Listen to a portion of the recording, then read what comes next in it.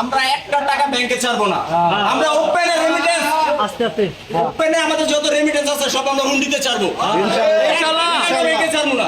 আমাদের বাইরে গুলি করে মারছে পুলিশ। ঠিক আছে কিসের জন্য? ইনশাআল্লাহ কি অপরাধ?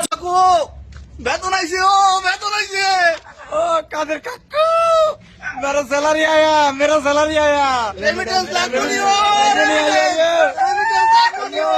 নিবানি তুমি কি নিবা হ্যাঁ বসে থাকো হ্যাঁ আজ ব্যাংকে আলে রেমিটেন্স দিমু হুন্ডিতে হুন্ডি লাগা হুন্ডি सैलरी मेरा सैलरी आया আমরা একটা টাকা ব্যাংকে ছাড়বো না। আমরা ওপেনে রেমিটেন্স আস্তে আস্তে ওপেনে আমাদের যত রেমিটেন্স আছে সব আমরা হুন্ডিতে ছাড়বো। ইনশাআল্লাহ ব্যাংকে ছাড়বো না। আমাদের বাইরে গুলি করে মারছে পুলিশ। ঠিক আছে কিসের জন্য? ইনশাআল্লাহ কি অপরাধ ছিল তাদের? সবাই ভিডিও করো তারা তো আমাদের বাংলাদেশের জন্য বলছে। পুলিশ কেন ওদেরকে বুকে গুলি করবো? আমরা কি অপরাধ করছি? আমরা একটা টাকা ব্যাংকে ছাড়বো না।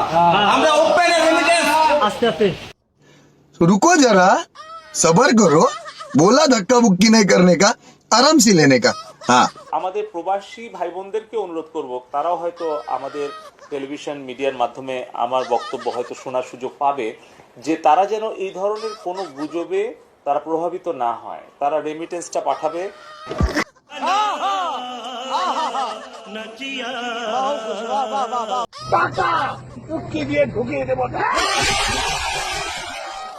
এবং আমি সবাইকে অনুরোধ করবো যারা প্রবাসে আছে তারা এই হুন্ডিতে টাকা না পাঠিয়ে হাতে হাতে দেবেন, হাতে হাতে খরচ শেষ।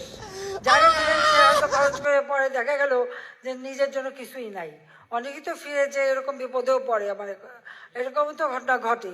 সেই ঘটনা যাতে না ঘটে তার জন্য সবাইকে সতর্ক হওয়ার জন্য আমি আহ্বান জানাই যে আপনারা সবাইকে সতর্ক করে দেবেন। আর এখন তো অনলাইনেই চলে আসতেছে সব কিছু, আমাদের ব্যাংকিং ব্যবস্থা সম্পূর্ণ ডিজিটালাইজ আমরা করে দিয়েছি। কাজে এই সুযোগটা যাতে সকলে নেয় তাতে দেশেরও লাভ, আর যারা পাঠাবে তাদেরও লাভ।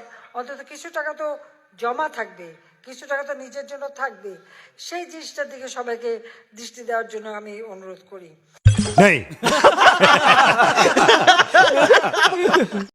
लेकिन एक सेकंड